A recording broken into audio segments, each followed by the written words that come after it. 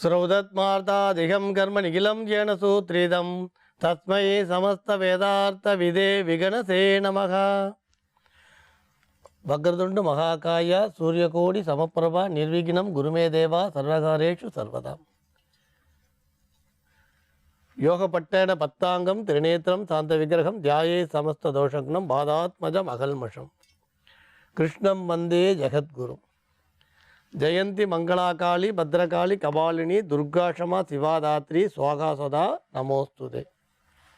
குரு பிரம்மா குரு விஷ்ணு குருதேவோ மகேஸ்வரகா குரு சாட்சாத் பரம்பிரம்மா தஸ்மை ஸ்ரீ குரவே நமக. அஸ்மத் குருபியோ நமக.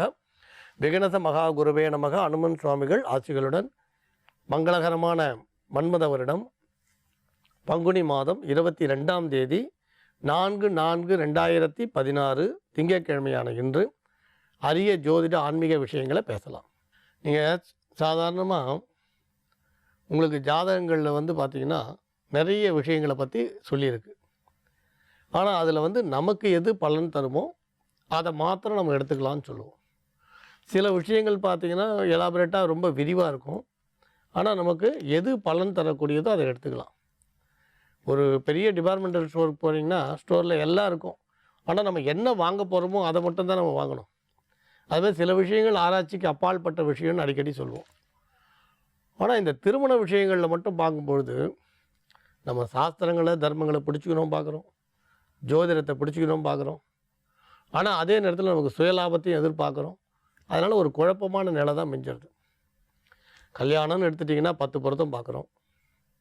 அதுக்கப்புறம் 7ஆம் இடத்தை பார்க்குறோம், அப்புறம் 8ஆம் இடத்தை பார்க்குறோம், ராகுக்கு எது தோஷத்தை பார்க்குறோம், உடனே மாங்கல்ய தோஷத்தை பற்றி பேசுகிறோம்.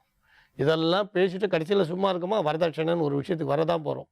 அடுத்து கல்யாணத்துக்கு சத்திரத்தை பற்றி பேச தான் போகிறோம். அது லௌகீகம். இதில் ஒரு குறிப்பிட்ட சிலருக்கு சந்தேகம் இருந்துக்கிட்டே இருக்குது. என்னென்னா அது முக்கியமான சந்தேகம். 2 பேருக்கு கல்யாணம் நடந்திருக்கு. அவள் விருப்பப்பட்டு பண்ணிட்ட கல்யாணம். ஆனால் பெரியவங்களாக பண்ணி வச்சா. ஒரு 3 வருஷமாக குழந்தை இல்லை. அவளோட கேள்வி என்னென்னா, இந்த புத்திரபாக்கியம் இல்லாததுக்கு ஜாதி மாறி கல்யாணம் பண்ணது தான் காரணமா?